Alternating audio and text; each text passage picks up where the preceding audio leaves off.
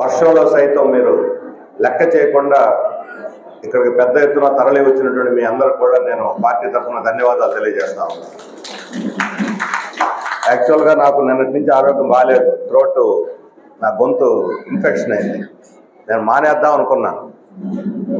అయితే వర్షంలో సైతం మన వాళ్ళు లెక్క చేయకుండా ఇక్కడికి వందల సంఖ్యలో తరలి వస్తున్నప్పుడు నేను ఎగ్గొట్టడం అంత సముచితంగా ఉండదు, న్యాయంగా ఉండదు అని చెప్పి నేను కొద్దిసేపు అయినా మాట్లాడి మిమ్మల్ని అందరినీ కలిసి తర్వాత వెళ్ళిపోవడం మంచిదనే ఉద్దేశంతో తప్పనిసరి నేను ఇక్కడికి వచ్చాను.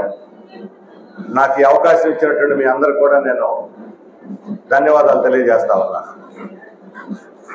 ఈరోజు పార్టీ 14వ మహాసభలు ఈరోజు రేపు జరుగుతూ ఉన్నాయి. ఈ జిల్లా మహాసభలు అయిపోయిన తర్వాత జనవరి 1, 2, 3 తేదీల్లో మన రాష్ట్ర మహాసభలు మీ పక్కనే ఉన్నటువంటి నెల్లూరులో జరుగుతాయి. ఆ తర్వాత అఖిల భారత మహాసభలు ఏప్రిల్ 2వ తేదీ నుంచి 6వ తేదీ వరకు పక్కనే ఉన్నటువంటి తమిళనాడులోని మదురైలో చాలా చారిత్రాత్మకమైనటువంటి ప్రదేశం, అక్కడ జరుగుతాయి. ఈ మహాసభలు అన్నీ కూడా మన పార్టీ విధానాలని సమీక్షించుకొని, ప్రజలతో ప్రజా పోరాటాలతో మన అనుభవాలు సమీక్షించుకొని, భవిష్యత్తులో కమ్యూనిస్టు ఉద్యమాన్ని ఒక బలమైనటువంటి ఒక రాజకీయ పార్టీగా తీర్చిదిద్దడం ఎలా అనేటువంటిది ఉమ్మడిగా మనందరం చర్చించుకోవటం కోసం ఈ మహాసభలు జరుపుకుంటున్నాం. మన కమ్యూనిస్ట్ పార్టీలో ఉండే అంతటి ప్రజాస్వామ్యం, చర్చించేటువంటి ధోరణి ఇక ఏ రాజకీయ పార్టీలో కూడా లేదు. దీన్ని మనం గర్వంగా చెప్పుకోవచ్చు. ఈరోజు తెలుగుదేశం తీసుకున్నా, బీజేపీ తీసుకున్నా, జనసేన తీసుకున్నా, వైఎస్ఆర్ కాంగ్రెస్ పార్టీ తీసుకున్నా, నాయకుడు ఒక్కడే. ఆయన మాట్లాడతారు, ఆయనదే శాసనం, లేకపోతే వాళ్ళు చెప్పిందే వేదం. ఉమ్మడిగా సమిష్టి నిర్ణయాలు చేయటం, ఆ సమిష్టి నిర్ణయాల ప్రకారం అందరూ కట్టుబడి ఉండటం, నాయకుడైనా సరే ఈ రకమైన పద్ధతి లేదు. అలాగే నాయకత్వ ఎన్నిక కూడా మనం చాలా ప్రజాస్వామ్యయుతంగా ఈ మహాసభల్లో మన నాయకత్వాన్ని ఎన్నుకుంటాం. మీరందరూ ఒప్పుకుంటేనే ఎవరైనా నాయకులు అవుతారు పార్టీలో. ఏ కుటుంబం నుంచి రానివ్వండి, ఏ కులం, ఏ మతం, ఏ ప్రాంతం, ఏ వర్గం అంత నిమిత్తం లేకుండా ప్రజల కోసం, దేశం కోసం, పార్టీ కోసం నిస్వార్థంగా త్యాగాలు చేసి ప్రజల కోసం పనిచేయగలిగినటువంటి వాళ్ళే కమ్యూనిస్ట్ పార్టీలో నాయకులు అవుతారు. మనం చూస్తున్నాం బూర్జువా పార్టీల్లో వాళ్ళ కుటుంబ వారసులు డబ్బులు, కులము, అధికారం, ఇవన్నీ సామర్థ్యాలు కలిగినటువంటి వాళ్ళే నాయకత్వంలో ఎన్నుకున్నారా, పంపించారని అడుగుతున్న దమ్ముంటే పేర్లు చెప్పానంటే, వాళ్ళకి శక్తి ఉన్నా శక్తి లేకపోయినా, వాళ్ళకి అర్హత ఉన్నా అర్హత లేకపోయినా ఆ కుటుంబ సభ్యుడైతే చాలు. పలానాయన కొడుకు, పలానాయన కూతురు, వాడు నాయకులు. డబ్బులుంటే కొండ మీద కోతి కూడా దిగి వస్తుంది, మనకు తెలుసు. చుట్టూ బెల్లం చుట్టూ ఈగలు మూయినా సూట్ కేసు పట్టుకొని ఇక్కడికి వచ్చేస్తాడు, సత్యవేడుకో తిరుపతికో. అప్పటిదాకా ఆయన ఎవరో తెలియదు, ప్రజలకు ఏం చేశాడో తెలియదు. వెంటనే బ్రోకర్లు చుట్టుముడతారు, అందరికీ తలా 5 లక్షలు 10 లక్షలు ఇచ్చేస్తారు. వీళ్ళు భజంత్రీలు అంటారు. దీన్ని పర్సనాలిటీ బిల్డింగ్ అంటారు. అంటే వ్యాపార సరుకుల్లాగా రాజకీయాన్ని మార్చేశారు. మనం ఎన్నికల్లో కూడా చూస్తున్నాం. ఎవరైనా సరే స్వేచ్ఛగా పలానాయన లేదా పలానా ఆమె గెలిస్తే మనకు మేలు జరుగుతుంది, మనకు మేలు చేసే వాళ్ళకే ఆ పార్టీకి ఆ అభ్యర్థిగా ఓటేద్దాం అని స్వేచ్ఛగా ఓటేయగలిగిన పరిస్థితి లేదు ఈరోజు. డబ్బులు పనిచేయటం, డబ్బులు ఇచ్చిన వాళ్ళకి ఓటేయటం, లేదా కులాన్ని బట్టి ఓటేయటం. మన కులం కావచ్చు, కొన్ని వేల మంది కార్మికులు ఇక్కడ, వాళ్ళ వేతనాలంతా, వాళ్ళ జీవన వృత్తి ఏమిటి, వాళ్ళ కోసం ఎవరైనా మాట్లాడుతున్నారా? ఒక కమ్యూనిస్ట్ పార్టీ ఎర్ర జెండా తప్ప కార్మికుల తరఫున పోరాడుతున్నటువంటి పార్టీ ఏదైనా ఉందా అని అడుగుతా ఉన్నాం. ఈరోజు ప్రభుత్వాలు ఏమంటున్నాయి? ఈజ్ ఆఫ్ డూయింగ్ బిజినెస్ అంటే విదేశాల నుంచో ఒక పెట్టుబడిదారు డబ్బులు తీసుకొని వస్తే పెట్టుబడి పెడతారని. అదంతా ఆయన సొమ్ము కాదు. ఇప్పుడు మనం చూస్తున్నాం, అదాని 10-15 రోజుల నుంచి దేశం అంతా మారిమోగిపోతుంది. అదాని పేరు ఎందుకు మారిమోగిపోతున్నది? ఆయన గొప్ప సేవ చేశాడనా దేశానికి? ఎందుకు ఆయన పేరు మోగిపోతున్నది? కుంభకోణం, మహాకుంభకోణం, దేశాన్ని మింగిన తిమింగలలాగా మింగేసినటువంటి, ఒకవైపు మోడీ మద్దతుతోటి, ఇంకోవైపు జగన్ మద్దతు, ఇంకోవైపు చంద్రబాబు మద్దతు, అందరూ గులాంగిరి చేస్తున్నారు అదానికి. అది ఎవడు అడ్డం తగిలేదానికే వీల్లేదు. మన భూములు, మన నీళ్లు, మన కరెంటు, చివరికి మన ఎండ వాన అన్నిటినీ అతను సొత్తుగా మార్చేసుకుంటున్నాడు. ఇప్పుడు సోలార్ ఎనర్జీ అంటున్నాం. సోలార్ ఎనర్జీ దేంతో తయారవుతుంది? కరెంటు. సోలార్ కరెంట్ దేంతో తయారవుద్ది? ఎండతో తయారవుద్ది. ఎండ ఎవడబ్బ సొమ్ము అని అడుగుతున్నాను. అదాని అబ్బ సొమ్మ, మోడీ అబ్బ సొమ్ము, ఎండ? ఇది ప్రకృతి సంపద, ప్రజల సంపద. మన భూములు తీసుకొని నెలకి సంవత్సరం 30,000 లీజు ఇస్తాడట ఆయన. సంవత్సరం 30,000 లీజు ఇచ్చి ఒక ఎకరాకి ఆయన కరెంట్ తయారు చేసుకుంటాడు. 1 megawatt solar power, solar current తయారు చేయడానికి 450 ఎకరాలు కావాలి. ఈరోజు ప్రపంచంలో అత్యంత చౌకగా తయారయ్యేది సోలార్ కరెంటు. కానీ దీని మీద ఎంత మిగులుతుంది? ఒక్కొక్క ఎకరా మీద రైతుల దగ్గర తీసుకున్నటువంటి పంట కోసం తీసుకున్నటువంటి ఒక్కొక్క ఎకరా మీద 4 నుంచి 5 లక్షల రూపాయలు సోలార్ ఎనర్జీ యజమానులకు మిగులుతుంది. 4 నుంచి 5 లక్షలు ఒక ఎకరా మీద ఒక నెలకి. కానీ రైతులకు ఇచ్చేదంతా సంవత్సరానికి 30,000. సంవత్సరానికి వాళ్ళకి వచ్చే లాభం ఎంత? 50 లక్షలు. 4 లక్షలు వేసుకున్నా 12 నెలలకి 12 నాలుగులు ఎంత? 48 లక్షలు. రైతులకు ఇచ్చేది 30,000. ఎవరి ధనం ఇది? ఎవరు మోసం చేయటం, ఎవరిని దగా చేయటం? నిలువు దోపిడీ కాదని అడుగుతున్నాను. పొలం రైతులది, ఎండ ప్రకృతి. సోలార్ ప్యానల్స్ కొనడానికి ఇచ్చే డబ్బు బ్యాంకులది, ఆ బ్యాంకుల్లో సొత్తు ప్రజలది. వాడు అబ్బ సొమ్ము 1 పైసా కూడా పెట్టడు, పెట్టుబడి కష్టపడడు, శ్రమ చేయడు. ఆయన లక్షల లక్షలు కోట్లు కాజేస్తా ఉన్నారు. ఎందుకనంటే ప్రభుత్వాలు అండ ఉంది వాళ్ళకి. జగన్మోహన్ రెడ్డి ఉన్నా కార్పొరేట్లకే, జగన్మోహన్ రెడ్డికే, అదానికే. చంద్రబాబు నాయుడు ఇచ్చినా అదానికే. ఆ రోజు మనం చూసాం జగన్మోహన్ రెడ్డి అధికారంలో ఇప్పుడు 2021-22 సంవత్సరంలో ఈ సోలార్ ఎనర్జీ ఒకటి తీసుకొస్తున్నాడు. దీనికి ₹2.49 సెకీ ద్వారా ఒప్పందం చేసుకుంటున్నాడు అదానితోటి అని ప్రభుత్వం మన దృష్టికి రాగానే దాన్ని వ్యతిరేకించినటువంటి ఏకైక పార్టీ రాష్ట్రంలో సిపిఎం. ఆ రోజు సదస్సులు పెట్టాం, రాష్ట్రం అంతా విచారణ జరపమని డిమాండ్ చేశాం. తెలుగుదేశం కానీ చంద్రబాబు నాయుడు కానీ ఒక్క ముక్క మాట్లాడలేదు ఆ రోజు అదానికి వ్యతిరేకంగా. పీపీఎల్కి వ్యతిరేకంగా కేసు వేసామన్నారు. ఈ అదాని తప్ప మిగతా వాళ్ళ మీద వేశారు కేసు. దీన్ని కాదు, స్మార్ట్ మీటర్ల మీద వేశారు. దీన్ని మాత్రం ప్రశ్నించలేదు వాళ్ళు.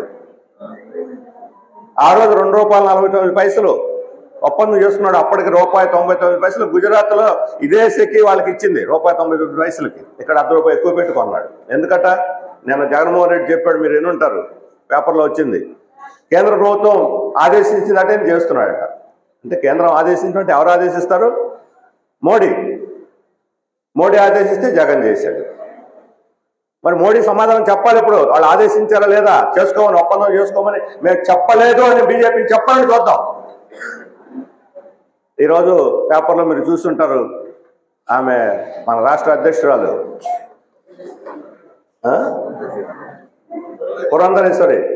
పురంధరేశ్వరి గారు జగన్తో ఒప్పందాన్ని రద్దు చేయాలని చెబుతున్నది. ఎవరు రద్దు చేయాలి? ఎవరు ఒప్పందం చేయించింది జగన్ చేత? మోడీ. మరి మోడీ సంగతి ఏమిటి? బీజేపీ సంగతి ఏమిటి? సెకీ సంగతి ఏమిటి? సెకీ కేంద్ర ప్రభుత్వ సంస్థ. దాని గురించి మాత్రం మాట్లాడదు. దాని గుట్టు చప్పుడు కాకుండా వెనక్కి తోసేసి ఇది ఒక్కటే మాట్లాడుతున్నారు. దొంగలు ఊళ్ళు పంచుకున్నట్టు. ఆ రోజు స్మార్ట్ మీటర్లు పెడతామంటే మనం వ్యతిరేకించాం. ఎవరు అవసరం లేదు జనానికి స్మార్ట్ మీటర్లు. తెలుగుదేశం వాళ్ళు ఏమన్నారు? బద్దలు కొట్టండి అన్నారు. మనం ఇంకా మన వల్ల మాట వద్దు, తీసేయండి అన్నాం తప్ప బద్దలు కొట్టడం వల్ల. ఈ రోజు వచ్చి ఇప్పుడు అధికారంలోకి వచ్చాక ఏం చేస్తున్నారు? స్మార్ట్ మీటర్లు కావాలా, స్మార్ట్ మీటర్లు కావాలి. అప్పుడేం వద్దు, ధ్వంసం చేయండి. ఇప్పుడేం కావాలా? ఏంటి విధానం? ఎవరి కోసం? ఆ రోజు అదాని స్మార్ట్ మీటర్లన్నీ. అందుకని అధికారం రావడంతో అదానికి జోహుకుం అని చెప్పని మళ్ళీ స్మార్ట్ మీటర్లన్నీ పెట్టేస్తా ఉన్నారు. ఏమిటి లాభం మనకి ఈ స్మార్ట్ మీటర్ల వల్ల? విద్యుత్ ఛార్జీలు పెరుగుతాయి. ప్రతి క్షణానికి డిమాండ్ సప్లై. ఇప్పుడు వర్షం వస్తుంది, కరెంటు పెద్ద డిమాండ్ ఉండదు అనుకోండి, రేటు తగ్గిస్తారు. రేపు ఎండాకాలం వస్తుంది, రాత్రి కూడా ఫ్యాన్లు, ఏసీలు, కూలర్లు అన్నీ ఆన్ అయిపోతాయి. డిమాండ్ పెరిగిపోద్ది, రెట్టింపు చేసేస్తారు. మనం చూసాం జియో ఫోన్, మీ అందరూ చాలామంది వాడుతూ ఉంటారు జియో ఫోన్. మొదట ఏమని చెప్పాడు? ఫ్రీ 3 నెలలు ఫ్రీ, 6 నెలలు ఫ్రీ, ఇంటర్నెట్ అంత వేగం, ఎంత వేగం, మీ ఇష్టం, సినిమాలు చూసుకోండి, అది చూడండి, ఇది చూడండి. ఇప్పుడు ఎంత వేస్తున్నారు? మాడు పగలు కొడుతున్నారు. నెలకి 30 రోజులు మన లెక్కలో. ఇప్పుడు జియో వాళ్ళ లెక్కలో నెల అంటే 24 రోజులే. జీవాల లెక్కలో నెల అంటే 24 రోజులే, అంటే 30 రోజులు పోయి 24 రోజులు అయింది. రేటు మాత్రం పెంచేశాడు, స్పీడ్ తగ్గిపోయింది. మరి ఏమైంది ఆ ఊపు?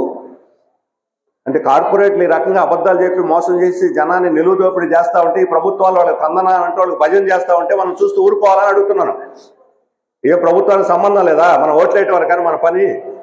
మనం ఓట్లు వేస్తాం, గెలిపిస్తాం, ఆ తర్వాత వాళ్ళు పోయి అంబానీకో అదానికో ఊడిగం చేస్తారు, రేట్లు పెంచుతారు, ధరలు పెంచుతారు, మనం నిలువు దోపిడీ చేస్తుంటారు. మనందరం కళ్ళప్పగించి వింత చూసినట్టు చూస్తుండాలి, అదే మన పని.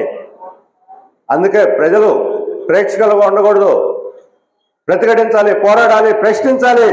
ఇది మనం ప్రజలకు చెబుతుంది. కమ్యూనిస్ట్ పార్టీ మిమ్మల్ని అరిచేతుల వైకుంఠం చూపెట్టేసి మేమే మీ అన్ని పనులు చేసేస్తాం, మేము అంతోళ్ళం ఇంతోళ్ళం, మేము అధికారంలోకి వస్తే అత్యేస్తాం ఇచ్చేస్తాం అబద్ధాలు చెప్పి మోసం చేసి అరిచేతుల వైకుంఠం చూపెట్టి జనాన్ని మోసం చేయదు, భ్రమలకు గురి చేయదు.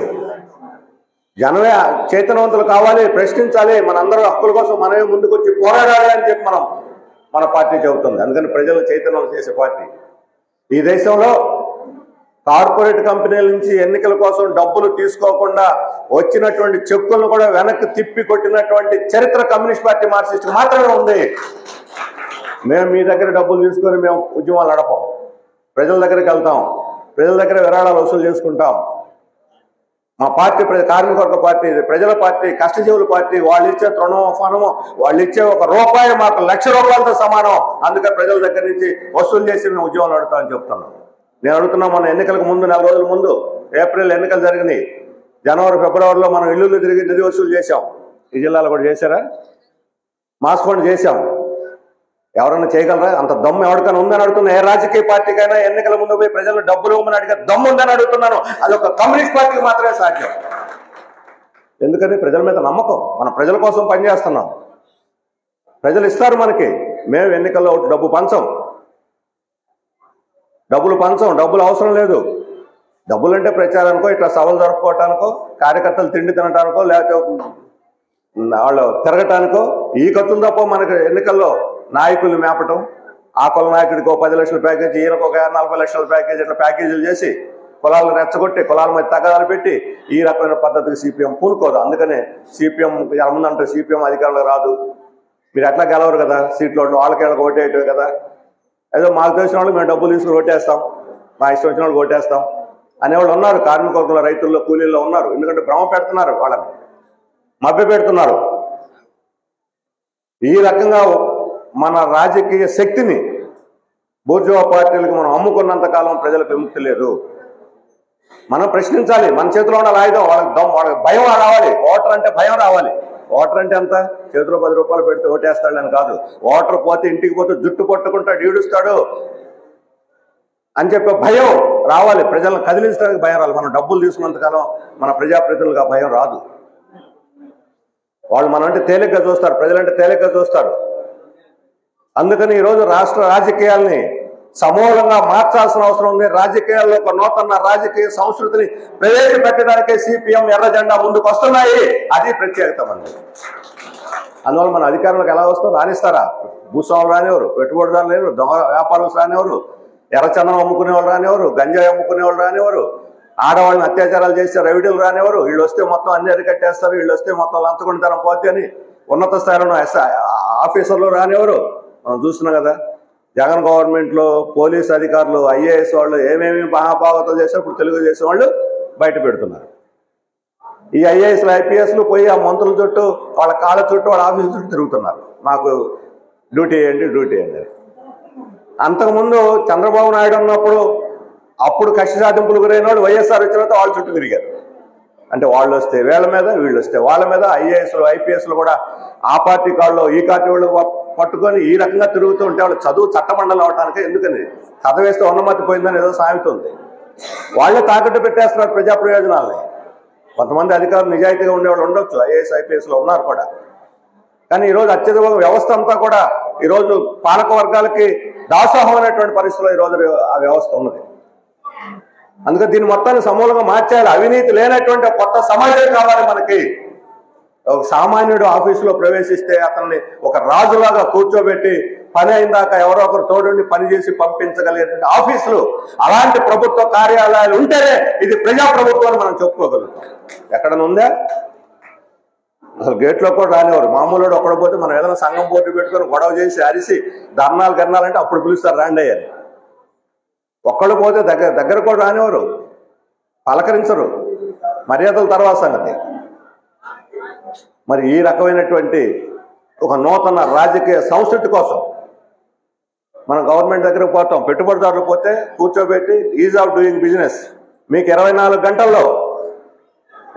గంటలు మీ పనులను చేసేస్తాం, మీ భూములు కేటాయింపు అయిపోద్ది, మీకు నీళ్ల గ్యారెంటీ ఇచ్చేస్తాం, తక్కువ రేటుకి ఇస్తాం, కరెంట్ తక్కువ రేటుకి ఇస్తాం, లైన్లు వేసేస్తాం, మీకోసం పన్ను రాయితీ ఇస్తాం, వడ్డీ రాయితీ ఇస్తాం, బ్యాంకులన్నీ మీకే కప్పచెప్పేస్తాం.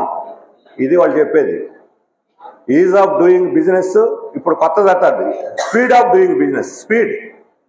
మరి ప్రజల విషయం లేదా స్పీడ్? చంద్రబాబు నాయుడు అధికారంలోకి వచ్చిన తర్వాత 5 నెలల క్రితం మొట్టమొదట ఫైలు దేని మీద సంతకం పెట్టాడు మీకు ఎవరికన్నా గుర్తుందా? మనం మర్చిపోతాం. అదే పాలకులకు వరం.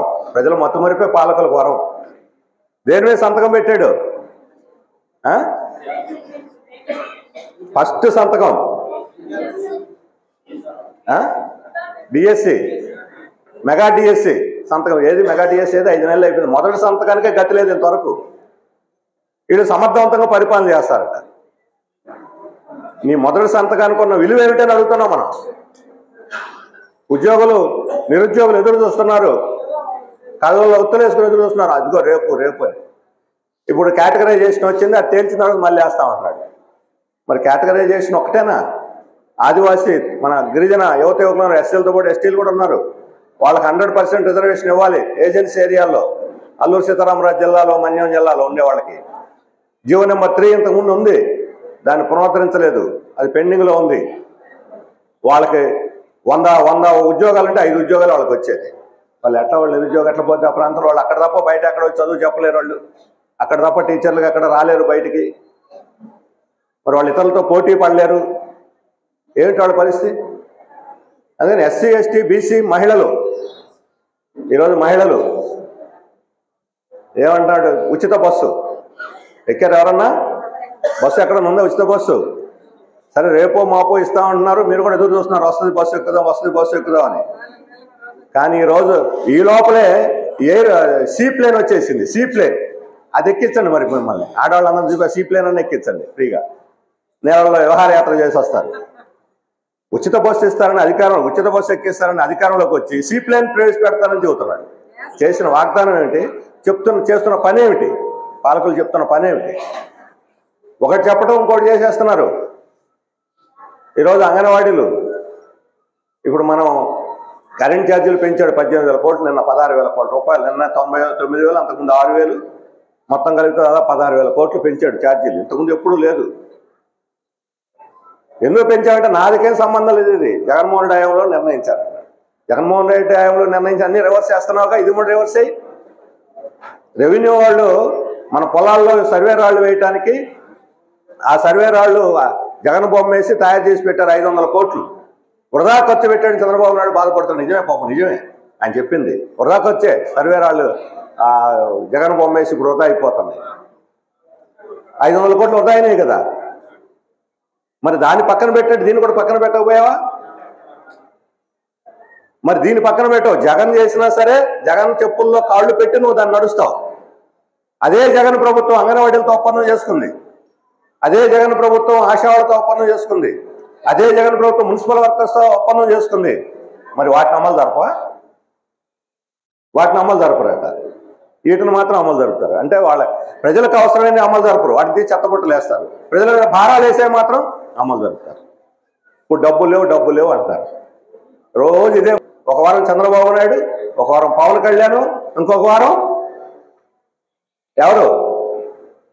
లోకేష్ బాబు వంతులు వేసుకొని ఢిల్లీ ప్రయాణాలు చేసి వస్తున్నారు. ఒక్కసారి నీ రాష్ట్ర అభివృద్ధి నిధులు అడగరా? మీ చేతిలో ఉంది. నువ్వు కానీ మా రాష్ట్ర అభివృద్ధి నిధులు ఇవ్వబడితే కబడ్దారు మేము మద్దతు ఉపసంహరించుకోండి, ప్రభుత్వం కూలిపోద్దని చెప్పమనండి చూద్దాం. ఆ దమ్ము లేదు. ఎందుకంటే ఆ వార్నింగ్ ఇచ్చిన మరుసటి రోజే గతంలో జగన్ జైలు పోయినట్టు ఇప్పుడు చంద్రబాబు జైలుకు పోతాడు. వీళ్ళ జుట్టు వాళ్ళ చేతిలో ఉంది. నిన్న మీరు చూసారు, సుప్రీంకోర్టులో చంద్రబాబు నాయుడు బెయిల్ రద్దు చేయాలని పిటిషన్ వచ్చింది. బెయిల్ రద్దు చేసి ఏమవుద్ది? మళ్ళీ జైలుకు పోవాలి. అందుకని బెయిల్ రద్దు కాకుండా ఇప్పుడు కేసును వాయిదా వేయించుకున్నారు. పోవాలని మనమేం కోరుకోవట్లా, చంద్రబాబు నాయుడు జైలుకు పంపాలని మనం కోరుకోవట్లా. కానీ దాన్ని బలహీనతగా చేసుకొని కేంద్రం ఈ ప్రభుత్వాన్ని ఆడిస్తున్నది. వీళ్ళు తైతక్కలాడుతున్నారు. అక్రమ కేసులు, తప్పుడు కేసులు అన్నీ పెట్టి వీళ్ళ లొంగ తీసుకుంటున్నారు. మరి పోరాడే శక్తి ఎక్కడి నుంచి వస్తుంది మీకు? జైల్లో కూర్చుంటామా, ఇంకేమైనా చేయడానికి, ప్రజల కోసం ఎక్కడ పోవడానికి సిద్ధమే, పోరాడి తీరుతాం అనేటువంటి ఏది సెంటర్ నుంచి ఒక పైసా తీసుకు పార్లమెంటులో చెప్పే మాటకు విలువ లేదట. సిగ్గుందే మాట అంటానికి అని అడుగుతున్నారు. పార్లమెంట్లో ప్రధానమంత్రి ఒక మాట చెబితే విలువ లేకపోతే ఆ పార్లమెంట్ని అవమానించినట్టు కాదని అడుగుతున్నాను. పార్లమెంటరీ ప్రజాస్వామ్యం మీద మీకు ఏమైనా గౌరవం ఉందా? గౌరవం ఉంటే ఈ మాట అంటారా మీరు? పార్లమెంట్లో ప్రధాని స్వయంగా చెప్పిన మాటకి విలువ లేకపోతే ఇక దేనికి ఉన్నట్టు విలువ? ప్రత్యేక హోదా ఇస్తామని ఆ రోజు సీతారాం యేచూరి ఒకవైపు పోరాడుతుంటే రెండో వైపు నుంచి వెంకయ్యనాయుడు లేచి ఇవ్వాల్సిందే, సీతారాం యేచూరి 5 ఏళ్ళని ఇవ్వండి అంటుంటే కాదు 10 ఏళ్ళు ఇవ్వాలా అన్నాడు వెంకయ్యనాయుడు. ఇప్పుడు ఆయన ఎక్కడ ఉన్నాడు? జన అడ్రస్ లేదు. అక్కడక్కడ ప్రారంభోత్సవాలు ఉత్సవాలు చేసుకో పాపం. ఆయన తీసి పక్కన పడేశారు, చెత్తబొట్లలో లూప్ లైన్లో పడేశారు. ఆయన ఏదో ఊరు అవి ఇవి చేసుకుంటున్నాడు. మరి బీజేపీ వాళ్ళు చేశారు, ఎన్నికల ప్రణాళికలు కూడా పెట్టారు. ఆంధ్రప్రదేశ్ 2 కళ్ళు నావి. ఈ తిరుపతిలోనే తిరుపతి జిల్లాకు వచ్చినప్పుడు చెప్పాడు, నాకు ఆంధ్ర తెలంగాణ 2 కళ్ళు, మీకు న్యాయం చేస్తాను, ప్రత్యేక హోదా ఇస్తానని ఈయన కూడా చెప్పాడుగా ప్రజలకి. ఇప్పుడు ఇవ్వమని చెప్పి అలా మాటకే విలువ లేదు. ఇవ్వమని చెప్పడం కాదు, అసలు పార్లమెంట్లో చెప్పిన మాటకే విలువ లేదంటే ఇక పార్లమెంట్ని అవమానించడం. అది ఎందుకు? ఎన్నికలు ఎందుకు? ప్రజాస్వామ్యం ఎందుకు? ఇప్పుడు ఈ వెనకబడిన జిల్లాలో మన అసెంబ్లీలో, మన పార్లమెంట్లో సీతారామన్ రాయలసీమకి, ఉత్తరాంధ్రకి, ప్రకాశం జిల్లాకి 3 వెనుకబడిన ప్రాంతాలకు గుర్తిస్తున్నాం అని చెప్పింది. మరి గుర్తిస్తే నిధులేవి? ఈ తిరుపతి జిల్లా కానీ, చిత్తూరు జిల్లా కానీ సెక్రటరీ ఇక్కడే ఉన్నాడు, చిత్తూరు జిల్లా సెక్రటరీ. లేదా పక్కన ఉన్న అన్నమయ్య జిల్లాకు కానీ ఏ ఒక్క జిల్లాకైనా కనీసం 1 పైసా వెనుకబడిన ప్రాంతాల కోసం కేంద్రం కేటాయించిందా? ఇన్నిసార్లు మీరు ఢిల్లీ పోయి వచ్చి ఏం చేస్తున్నారు? గుట్టుకురానికి పళ్ళు తవ్వుతున్నారా అని చెప్పి అడుగుతున్నాను తెలుగుదేశం వాళ్ళని. ఇవన్నీ అడగరు మీరు వాళ్ళని. జీఎస్టీ పెంచుకో, లెటర్ పంపించి మేము పెంచుతామంటున్నాడు. అంటే జనం మీద భారాలు ఏమని వాళ్ళు చెబితే జీఎస్టీ 1% పెంచమని కేంద్ర కేబినెట్, రాష్ట్ర కేబినెట్ తీర్మానం చేసి చంద్రబాబు నాయుడు తీర్మానం పంపించారు. విశాఖ ఉక్కు ప్రైవేటీకరణ వద్దు, ఇది తీర్మానం చేసి పంపండి అంటే పంపరట. విశాఖ ఉక్కు ప్రైవేటీకరణ చెయ్యొద్దు అని తీర్మానం చేసి పంపండి పంపరట. ఇది ప్రజల 5 కోట్ల మంది ప్రజల యొక్క వాణిది, వాళ్ళ హృదయ స్పందన. ఇది ప్రైవేటీకరణ అయితే చూస్తూ ఊరుకోం కబడ్దారని హెచ్చరిస్తున్నారు. 3 సంవత్సరాల నుంచి కార్మికులు పోరాడుతున్నారు. ఒక చారిత్రాత్మకమైన పోరాటం దేశంలో జరుగుతూ ఉంది. ప్రైవేటీకరణ చెయ్యాలి అని కేంద్ర ప్రభుత్వం అనుకున్న తర్వాత చెయ్యకుండా ఆగిపోయినటువంటి ఏకైక ఫ్యాక్టరీ ఉక్కు ఫ్యాక్టరీ, అది కార్మికులు ప్రజలు చేసిన పోరాటం మాత్రమే ఆగిపోయింది ఇప్పటిదాకా. అది మాత్రం తీర్మానం చేయరట అసెంబ్లీలో. జీఎస్టీ 1% పెంచమని మాత్రం తీర్మానం చేసి పంపుతారట. అంటే జీఎస్టీ 1% పెంచడం అంటే ఏమిటి? ఉల్లిపాయ, పప్పు, మిర్చి అన్నిటి మీద 1% అదనపు పన్ను, పిచ్చి తొక్కలకు వేసినట్టు పన్నులు. ఢిల్లీలో ఉంది తొక్కలకు పాలనే, వేరే పరిపాలన కాదు. పిచ్చి తొక్కలకు పాలన ఈరోజు ఢిల్లీలో సాగుతున్నారు. ధరలు ఎట్లా మండిపోతున్నాయి? గత 5 సంవత్సరాల్లో కార్మికులు, ఉద్యోగుల యొక్క వేతనాలు 8 నుంచి 3% పడిపోయినాయి. కార్మికుల యొక్క వేతనాలు, జీతాలు 8 నుంచి 3% పడిపోయినాయి. ఇదే కాలంలో ధరలు 8 నుంచి 16% పెరిగినాయి. ధరలు రెట్టింపోయినాయి, 16% ఎగబాకినాయి. నిత్య జీవితావసర ధరలు, ఉప్పు, పప్పు, చింతపండు లాంటివి గ్రామీణ ప్రాంతాలు ఇంకా ఎక్కువగా ఉంది. కానీ జీతాలు మాత్రం పెరగలేదు. ఎట్లా బతకాలి? ఇది మనం చెబుతున్న మాట కాదు. ఒక ఇంగ్లీష్ పత్రిక అంబానీ, అదానీ లాంటి వాళ్ళని బలపరిచేది వాళ్ళే అన్నారు. కార్మికులు కనీస వేతనాలు పెంచకపోతే డిమాండ్ పెరగదు, డిమాండ్ పెరగకపోతే వస్తువులు కొనరు, వస్తువులు అమ్ముడుపోకపోతే ఫ్యాక్టరీలు నడవు, అభివృద్ధి జరగదు. అందుకని కనీస వేతనాలు ఎంతో కొంత పెంచండి అని వాళ్ళు అడుగుతున్నారు. మనం కాదు, మనం 26,000 ఉండాలని అంటే అబ్బా అంటున్నారు. అది వాళ్ళు కూడా చెబుతున్నారు జీతాలు పెంచమని. మరి పెంచటంలా? ఒక మిడ్ డే మీల్ వర్కరు ఎంత వాళ్ళకి జీతం? ఆయాకి మిడ్ డే మీలు 4,000, 3,000 కూడా ఉన్నాయి. లేదో వాళ్ళు ఏమంటారు, ఆయాలకు 3,000. 3,000 ఆ పని, వంట వాళ్ళకి 3,000. ఆ పని చేయకుండా ఇంట్లో కూర్చొని వృద్ధాప్య పెన్షన్ వస్తుంది కదా 4,000. ఇంట్లో కూర్చున్న వాళ్ళకి ఫ్రీగా 4,000 ఇస్తున్నావు. బడికి వచ్చి కష్టపడి వంట వండే వాళ్ళకి మాత్రం 3000 ఇస్తున్నాం. ఇదేం న్యాయం? ఇదేం న్యాయం?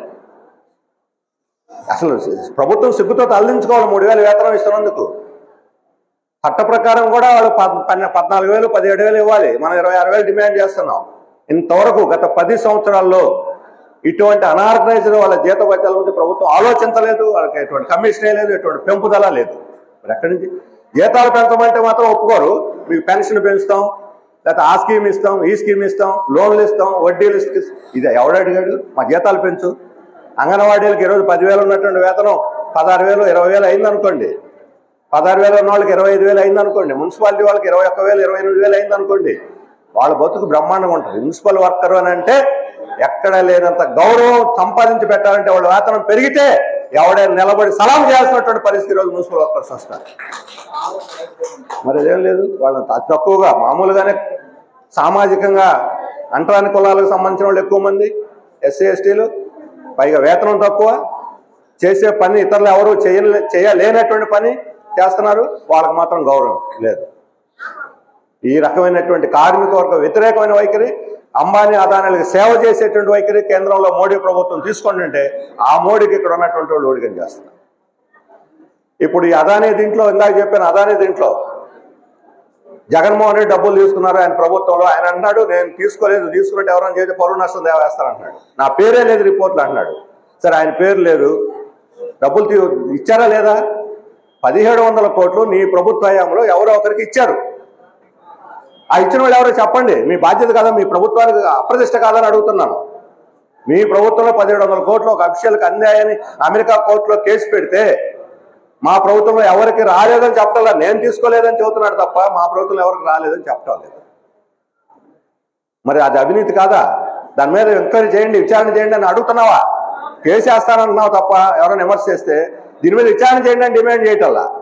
పోనీ చంద్రబాబు నాయుడు గారు వచ్చాక జగన్మోహన్ రెడ్డి అంత చేస్తాం ఇంత చేస్తాం పిప్పి చేస్తాను, ఆ అవినీతిని సహించను, అక్రమాలు సహించను, లేకపోతే అప్రజాస్వామ్య నిరంకుశత్వాన్ని సహించను, సోషల్ మీడియాలో బూతులు తెస్తే జైలు పంపుతా అన్ని టైట్ చేసి బిగించేస్తానంటున్నావుగా. 1,700 కోట్లు తిన్నటువంటి ప్రభుత్వం గురించి ఈరోజు తెలుగుదేశం ప్రభుత్వం మాట్లాడటల్లా. వాళ్ళిద్దరూ ఒకటే. ఇప్పుడు చంద్రబాబు నాయుడు జగన్ కాపాడటానికి చూస్తున్నాడు. మనకు విచిత్రమైన విషయం ఇది. ఎన్నడదాకా తన్నుకున్న వాళ్ళు తిట్టుకున్న వాళ్ళు ఈరోజు అదే జగన్మోహన్ రెడ్డిని కాపాడటానికి చంద్రబాబు నాయుడు నడుం కట్టాడు. ఎందుకంటే జగన్మోహన్ రెడ్డిని కాపాడకపోతే అక్కడ అదాని ఇరుక్కుపోతాడు. అక్కడ అదాని ఇరుక్కుపోతే మోడీ జుట్టు పట్టుకుంటాడు, ఈయన జైలుకు పోవాలి. అందుకని ఈరోజు చంద్రబాబు నాయుడు జగన్మోహన్ రెడ్డి మధ్య ఒక అపవిత్ర బంధం కొనసాగుతుంది. రాజకీయ పోటీ కాస్త రాజకీయ బంధంగా మారిపోయింది. ఇది పేటముడి. ఒక పెళ్ళిళ్ళకి ఆ భార్యాభర్తలకు పెట్టేస్తాడు, ఆ మిడేసాడు పంతులు. ఎవరు ఆ పంతుల పేరు? ఈ ఇద్దరికి పేటముడి వేసిన పంతుల పేరు ఏం పేరు? మోడీ. ఆ మోడీ వచ్చేలాగా బంధం వేసి ఏమంటాం పక్కన కట్టేసి ఆ రెండు కట్టేసాడు. బంధం అయిపోయింది. ఇద్దరు పిల్లలు భార్యాభర్తలు సంసారం చేసుకోండి అంటున్నాడు. వీళ్ళ ముగ్గురు కలిసి దేశాన్ని నాశనం చేస్తున్నారు, రాష్ట్రాన్ని దుంపనాశనం చేస్తున్నారు. ఇలాంటి వాళ్ళ మీద మన భ్రమలు, ఇలాంటి వాళ్ళ మీద ఎదురు చూసేది వీళ్ళు చేస్తారనే ఎంతకాలం ఎదురు చూడాలిరా. అందుకని ఈరోజు ఒక రాజకీయ ప్రత్యామ్నాయం కావాలి. ఈ మహాసభలో మనం చర్చించబోయేది ప్రజలకు ఒక రాజకీయ ప్రత్యామ్నాయం కావాలి. ఇప్పుడున్నటువంటి పార్టీలు ఫెయిల్ అయ్యి విఫలమైపోయి ప్రజల సమస్యలు పరిష్కరించడంలో నిరుద్యోగాన్ని పరిష్కరించలేకపోయారు, ధరలు తగ్గించలేకపోయారు, అవినీతిని అరికట్టలేకపోయారు, గంజాయిని అరికట్టలేకపోయారు, ఎర్రచందనం స్మగ్లింగ్ని ఆపలేకపోయారు. ధనికులకి పేదలకి మధ్య విపరీతంగా తేడా పెరిగిపోయింది. ఉన్నవాళ్ళకి లేని వాళ్ళకి మధ్య, దళితుల మీద ఆదివాసుల మీద మహిళల మీద అత్యాచారాలు గత 5 నెలల్లో చూస్తే మహిళలు చిన్న పిల్లలు మొదలుకొని పెద్దవాళ్ళ దాకా అత్యాచారాలు ఎంత అన్యాయంగా జరుగుతుంది. ఒకరోజు తిరుపతిలో జరిగింది చిన్నపిల్లల మీద, ఒకరోజు విశాఖపట్నంలో జరిగింది. ఇన్ని రకాల అఘాయిత్యాలు అన్యాయాలు జరుగుతుంటే దీనికి ఏమిటి పరిష్కారం? ఆయన పవన్ కళ్యాణ్ గారు మహానుభావుడు, ఆయనకు ఇప్పుడు ఉన్నట్టుండి పూనకం పట్టింది. సనాతన ధర్మం అట అన్నిటికీ పరిష్కారం అదే. ఎవరైతే నిందా తిరస్మాత్ అని అన్నిటికీ పరిష్కారం, అన్ని జబ్బులకి అదే మందు అని. ఇప్పుడు సనాతన ధర్మం ఏమిటో సనాతన ధర్మం ఆయనకే తెలియదు. ఏమిటి సనాతన ధర్మం అంటే? సనాతనంగా ఉన్న ధర్మమా అంటే కుల వ్యవస్థను నిర్మూలిస్తావా, లేకపోతే కుల వ్యవస్థను పునరుద్ధరిస్తావా? మహిళలకు స్వేచ్ఛనిస్తావా, లేకపోతే మహిళలకి అణిచివేస్తారా? ఏమిటి సనాతన ధర్మం అంటే మేము అడుగుతున్నాం. సమానమైన హక్కుల సమతా ధర్మం, సమధర్మం కావాలి, సనాతన ధర్మం కాదు, సమధర్మం కావాలని మనం అడుగుతా ఉన్నాం. ఆడ మగ ఒకటే, ఇద్దరికి సమాన హక్కులు ఉండాలి. దళితులైనా, ఎస్సీలైనా, ఓసీలైనా, కమ్మైనా, రెడ్ అయినా, మాలైనా, మాది అందరూ ఒకటే. అందరికి ఒకే సమానమైన గౌరవం, సామాజిక గౌరవం దక్కాలి. లేదే. రాష్ట్రపతి స్థానంలో కూర్చున్న రామనాథ్ కోవింద్ లాంటి వాళ్ళు, ఇప్పుడున్న ద్రౌపది ముర్ము లాంటి వాళ్ళు ఎవరన్నా స్వామీజీ వస్తే కింద కూర్చోవాల్సిందే. అంటే వీళ్ళకన్నా గొప్ప అనమాట స్వామీజీ. ప్రధానమంత్రి కూర్చొని ఉంటాడు, రాష్ట్రపతి నిలబడి ఉంటారు. ఏమిటి గౌరవం? ఇదేనా వాళ్ళు ఇచ్చే గౌరవం? కుల వ్యవస్థ నిర్మూలించే గౌరవం ఇదేనా అర్థం? మహిళకి, అందులో ఒక ఆదివాసీ మహిళకి ఇచ్చే గౌరవం ఇదేనా? ఒక రాష్ట్రపతిని గౌరవించలేని వాళ్ళు ఈ దేశ ప్రజలను గౌరవిస్తారా? అందుకని సనాతన ధర్మం అనేది పాత ఫ్యూడల్ అణిచివేతని, భూస్వామి అణిచివేత, పెత్తందారి అణిచివేతను పునరుద్ధరించడానికే వీళ్ళు సనాతన ధర్మం అంటారు. ఆయన అన్నాడు, అన్ని మతాలను గౌరవిస్తా, నా మతం జోలికిస్తూ ఊరుకోను. అసహనం, ఊరుకోను. ఏం చేస్తావు? కొడతావా, చంపుతావా? ఇప్పుడు అదే ఊరుకోని అంటే అర్థం ఏంటి? అసలు మన సంస్కృతిలో చంపటాలు ఉన్నాయా? నీ అభిప్రాయం నేను ఒప్పుకోనంటే చంపేది ఉందా? కొంతమంది చంపారు కూడా అలా. తిరుపతిలో మన అన్నమయ్య, ఆయన అగ్రకులానికి చెందినవాడే. ఆ రోజు ఉన్నటువంటి, మీరు సినిమా చూసారా అన్నమయ్య సినిమాని? ఆ రోజు ఉన్నటువంటి పాలకులు, రాజులు ఇతర కులస్తుల్ని లోపలికి రానివ్వకపోతే అందరూ ఒకటే సమానం అని చెప్పి లోపలికి తీసుకుపోయినటువంటి అన్నమయ్య. అలాంటి సంస్కృతికి వారసులో మనం ఇక్కడ, ఇది మనం వాళ్ళకి చెబుతున్నది. వాళ్ళకి అన్నమయ్య పనికిరాడు, హనుమయ్య కావాలి వాళ్ళకి. ఆ హనుమయ్య కూడా ఇవ్వాల్సిన గౌరవం ఎవరు? ఆయన కూడా రాముడు కాళ్ళ దగ్గరే పెడతారు పాపం. అక్కడ కూడా సమానత్వం లేదు. మరి ఏమిటి? ఈ తిరుపతిలో మన అందరం ధరలు తగ్గించాలి, నిరుద్యోగం పోగొట్టాలంటే తిరుపతిలో లడ్డు ఒకటి తీసుకొచ్చేసారు. తిరుపతి లడ్డు అపవిత్రమైందని చెప్పని ఖచ్చితంగా మనం ఖండించాం. ఇలాంటి పద్ధతులు, అవినీతి ఏ రూపంలో ఎక్కడున్నా అవినీతిని అరికట్టాలి, నిర్మూలించాలి. కానీ వాళ్ళకి అవినీతి నిర్మూలించడం మీద లేదు పవన్ కళ్యాణ్ వాళ్ళకి శ్రద్ధ. ఆ పేరుతోటి ఆర్ఎస్ఎస్ ఆధిపత్యాన్ని ఇక్కడ తీసుకురావాలి. టీటీడీలో హిందూయేతరులు ఎవరు పనిచేయకూడదట. మరి టీటీడీలో హిందూయేతరులు ఎవరు పనిచేయకూడదు? ఒక బోర్డులో పనిచేయొచ్చా? అంటే మసీదులో పనిచేయొచ్చా? పనిచేయొచ్చట.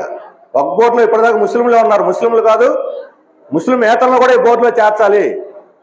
ముస్లిం ఏతరులను చేర్చడం కాదు, పెత్తనం కలెక్టర్కి ఇవ్వాలి అని చట్టాన్ని సవరిస్తున్నారు. అక్కడేమో ముస్లింల చట్టాన్ని సవరించి కలెక్టర్కి అధికారం ఇస్తావు, ముస్లిమేతరులను ఆడ బోర్డులో పెడతావు, వాళ్ళ భూములను లాక్కోవాలని కుట్ర పన్నుతావు. ఇక్కడేమో హిందూ దేవాలయాల మీద ప్రభుత్వ ఆధిపత్యం ఉండకూడదు, కలెక్టర్ జోక్యం ఉండకూడదు, హిందూ దేవాలయాల్లో హిందూయేతరులు ఉండకూడదు. నేను అడుగుతున్నా, హిందూయేతరులు అంటే ఎవరు? హిందువులు అంటే ఎవరు? వెంకటేశ్వర స్వామి దగ్గర పక్కనే ఒకవైపు పద్మావతి, ఇంకోవైపు ఎవరున్నారు? బీబీ నాంచరమ్మ. నా మొదటి ప్రశ్న ఏంటంటే, ఆ బీబీ నాంచరమ్మని ఏం చేస్తారు వీళ్ళని? వెంకటేశ్వర స్వామి ద్రోహం చేస్తారా? ఆమెను తీసి ముందు పక్కన పడేస్తారేమో. పక్కనే బీబీ నాంచారమ్మని పెట్టుకున్న చోట ఇక్కడ ముస్లింలు ఉండకూడదంటే అర్థం ఏమిటని అడుగుతా. పోనీ అది హిందువులదే అనుకుందాం కాసేపు. మరి హిందువులదే అయినప్పుడు అక్కడ పూజలు పురస్కారాలు చేసేవాళ్ళు బ్రాహ్మణులు మాత్రమే ఉంటారు, అయ్యంగార్లు మాత్రమే ఉంటారు. వాళ్ళని ఏమంటారు?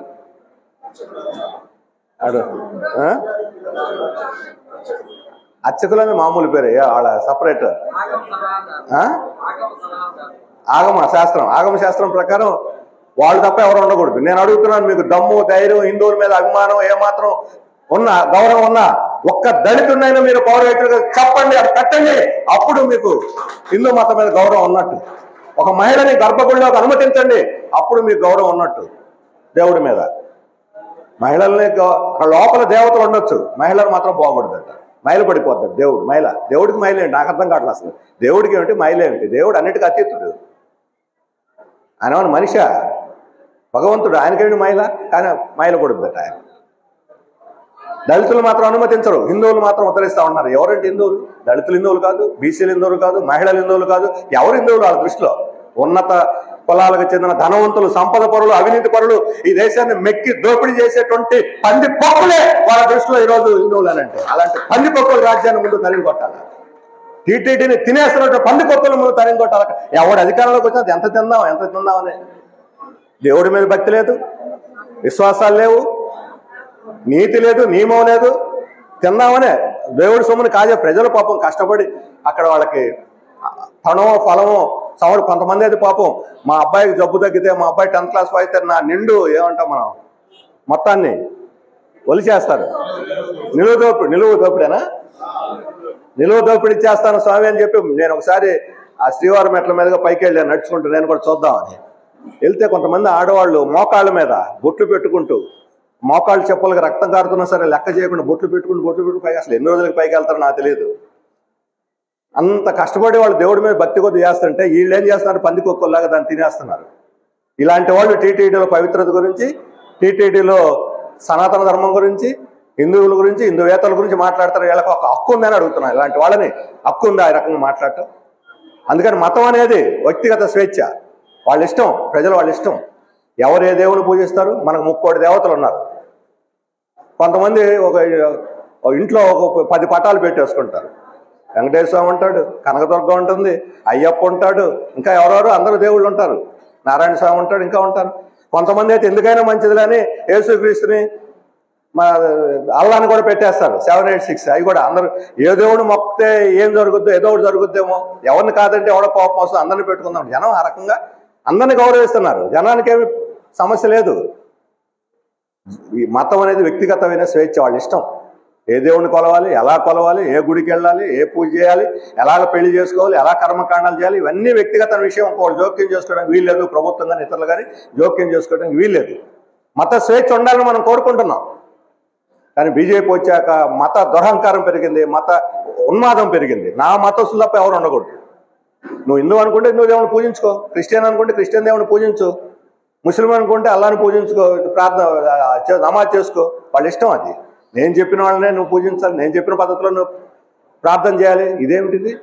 ఇది నిరంకుశత్వం కాదని అడుగుతున్నాను. ఇలాంటి మతం యొక్క ప్రజల యొక్క వ్యక్తిగత విశ్వాసాలని శాసించేటువంటి నిరంకుశ అధికారం ఎవరికి లేదు ఈ దేశంలో. అట్లా చేసిన వాళ్ళు పతనం అయిపోయారు, చరిత్ర గర్భంలో కలిసిపోయారు. కానీ ఈరోజు మత ఉన్మాదాన్ని, మతం వేరు మతం కొంతమంది ఏమనుకుంటారు, కమ్యూనిస్టులు మతానికి వ్యతిరేకం, మతం మీద దాడి చేస్తున్నారు అంటున్నారు. వాళ్ళే చెబుతారు కమ్యూనిస్టులు మతానికి వ్యతిరేకం కాదు. కమ్యూనిస్ట్ దేశాలకు ఉన్నంతకుముందు సోవియట్ యూనియన్లో కానీ, చైనాలో కానీ, లేకపోతే ఇప్పుడు కేరళలో కానీ కమ్యూనిస్టులు ఉన్న చోట అన్ని చోట్ల దేవుళ్ళు ఉన్నారు, గుళ్ళు ఉన్నాయి, పూజలు ఉన్నాయి. ఎవరు వాళ్ళు చేసుకుంటారు. కమ్యూనిస్టులు వ్యతిరేకించేది మతాన్ని కాదు, మత ఉన్మాదాన్ని.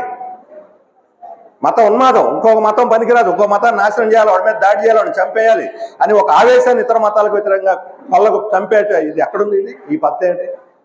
అందుకని లౌకికవాదం కావాలంటాం. లౌకిక రాజ్యాంగ వ్యవస్థ, అంబేద్కర్ రాసిన లౌకిక రాజ్యాంగ వ్యవస్థను కాపాడుకోవటం అనేది ఈరోజు మన ముందున్నటువంటి ప్రధాన కర్తవ్యం. అందుకని ఈరోజు మోడీ 3వ సారి వచ్చాడు, మైనార్టీ ఫుల్ మెజార్టీ లేదు, ఆయన ఫుల్ పెత్తనం సాగిస్తున్నాడు. పెత్తనం మాత్రం ఫుల్, సీట్లు మాత్రం నిల్లు. అక్రమ పద్ధతిలో గెలుస్తున్నారు మహారాష్ట్రలోనో హర్యానాలోనో. అందుకని మోడీ ప్రభుత్వం ఉన్నంతకాలం ఈ దేశానికి ముక్తి లేదు. దానికి వ్యతిరేకంగా పోరాడే శక్తులందరినీ కూడా కలుపుకొని ఈ దేశంలో ఒక లౌకిక రాజ్యాంగ పరిరక్షణ కోసం పోరాడాలని సిపిఎం ప్రయత్నం చేస్తున్నది. అలాంటి ఒక ప్రత్యామ్నాయం, వామపక్ష ప్రజాతంత్ర ప్రత్యామ్నాయం ద్వారానే ఈ లౌకిక వ్యవస్థను మనం కప్పుకోగలుగుతాం. వామపక్ష ప్రజాతంత్ర ప్రత్యామ్నాయం అంటే ఏమిటి? కమ్యూనిస్టులు మాత్రమే కలవటం కాదు, కార్మిక ఉద్యమాలు, రైతాంగ ఉద్యమాలు, వ్యవసాయ కుల ఉద్యమాలు, మహిళా ఉద్యమాలు, ఆదివాసీ ఉద్యమాలు, దళిత ఉద్యమాలు అన్నీ కలిస్తేనే వామపక్ష ప్రజాతంత్ర ఉద్యమం. ప్రజాస్వామ్య వ్యవస్థ పరిరక్షణ కోసం, మన హక్కుల సాధన కోసం ఈ ప్రజా ఉద్యమాలను పెంపొందించి ఆ ప్రజా ఉద్యమాల ద్వారా కమ్యూనిస్ట్ పార్టీ అభివృద్ధి కావాలి, వామపక్ష ప్రజాతంత్ర శక్తుల అభివృద్ధి కావాలి. అప్పుడు మాత్రమే ఈ రాజకీయ వ్యవస్థను ప్రక్షాళన చేయగలం.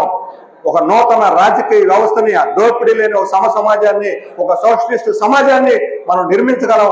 అందుకోసం ఈరోజు కమ్యూనిస్ట్ పార్టీ మార్క్సిస్టు పనిచేస్తున్నాం. అందువల్ల మన లక్ష్యం ఒక దీర్ఘకాలికమైంది. తక్షణం ఒక ఎమ్మెల్యే అయితే ఎవరు, పుల్లయ్య ఎమ్మెల్యే కావాలా, మురళి ఎమ్మెల్యే కావాలన్నా, లేకపోతే నాగరాజు ఎంపీ కావాలన్నా, గంగరాజు ఎంపీపీ కావాలా, ఈ లక్ష్యాలు మనకు లేవు. వ్యక్తిగతంగా ఎవరికి పదవి దాహం లేదు. ఎన్నికల్లో ప్రజల కోసమే పనిచేస్తున్నాం. ఎన్నికల్లో కూడా ఒక ఎమ్మెల్సీ గెలిస్తే, ఒక ఎమ్మెల్యే గెలిస్తే అసెంబ్లీలోనో, పార్లమెంట్లోనో, కౌన్సిల్లోనో కార్మికుల పోరాటాలు ఎలుగెత్తి చాటుతారు, అక్కడ పోరాడతారు. జీతాన్ని సొంతానికి వాడుకోకుండా మొత్తం ప్రజా ఉద్యమాలకి పార్టీకి ఇస్తున్నటువంటి ఎంపీలు కమ్యూనిస్ట్ పార్టీ ఎంపీలు మాత్రమే. జీతాలు కూడా తీసుకోకుండా పనిచేస్తున్నారు. వాళ్ళ జీతం ఇచ్చేసి ఒక కమ్యూనిస్ట్ పార్టీ కార్యకర్తలాగానే ఓల్డ్ టైమర్ అలవెన్స్ తీసుకుని వాళ్ళు పనిచేస్తున్నారు. జీతం మొత్తం తీసుకుంటే లక్షల్లో వస్తుంది వాళ్ళకి. బ్రహ్మాండమైన వైభోగం అనుసరించవచ్చు. అట్లాంటి వైభోగాలు వద్దు కమ్యూనిస్ట్ పార్టీ ప్రజాప్రతినిధులకి. ప్రజల తరఫున నిలబడి పోరాడాలి అసెంబ్లీలో, పార్లమెంట్లో అనేది కమ్యూనిస్ట్ పార్టీ సిద్ధాంతం. అందుకని ఇతర పార్టీలకి భిన్నమైన పార్టీ మనల్ని అందుకనే రానివట్ల, ఎదిగి రానివట్ల. ఏ పేపర్ అన్న చూడండి, ఏ టీవీ అన్న చూడండి, కమ్యూనిస్టుల యొక్క ప్రస్తావన ఉండదు. పొరపాటును రాస్తే కమ్యూనిస్ట్ పార్టీ పని అయిపోయింది, వీళ్ళు తన్నుకుంటున్నారు, వీళ్ళలో కూడా అవినీతి పనులు ఉన్నారు, వీళ్ళలో కూడా కుల మతవాదులు ఉన్నారు అని చెప్పి దుమ్మెత్తిపోయడానికి ఉపయోగిస్తారు ఏమన్నా పొరపాటును రాస్తే, లేకపోతే అది కూడా ఉండదు. ఎందుకని వాళ్ళు కమ్యూనిస్ట్ పార్టీ అంటే ఏముంది ఎక్కడ లేదన్నారు, అయిపోయింది అంటున్నారు, ఎందుకు వాళ్ళు భయం? కమ్యూనిస్ట్ పార్టీ మీద దాడి ఎందుకు చేస్తున్నారు అంటే కమ్యూనిస్ట్ పార్టీ ఈరోజు అణిగి మెణిగి ఉండొచ్చు, పాతాళంలో నుంచి పర్వత శిఖరంలాగా మళ్ళీ పైకి లేస్తుంది కమ్యూనిస్ట్ పార్టీ అనేటువంటి విషయం వాళ్ళకి తెలుసు మళ్ళా. అందుకని దీన్ని రాకుండా అణగదొక్కాలి, భూమి పులుగులో ఉంచేయాలి అనేటువంటి కుట్రతోటి ఈరోజు పాలకవర్గాలు పనిచేస్తున్నాయి. అలాంటి కుట్రలను ఎదుర్కోగలిగినటువంటి శక్తి రైతులకి, కార్మికులకి, కూలీలకు మాత్రమే ఉంది. వాళ్ళందరినీ సంఘటితపరిచి మన ప్రజా ఉద్యమాన్ని బలపరచుకోవటానికి, తద్వారా కమ్యూనిస్ట్ పార్టీని రాజకీయంగా ఒక ప్రత్యామ్నాయ శక్తిగా ముందుకు తీసుకురావడానికి ఈ మహాసభలో మీరందరూ కూడా చర్చించి నిర్ణయం తీసుకోవాలని చెప్పిన కోరుతూ నేను సెలవు తీసుకుంటున్నాను.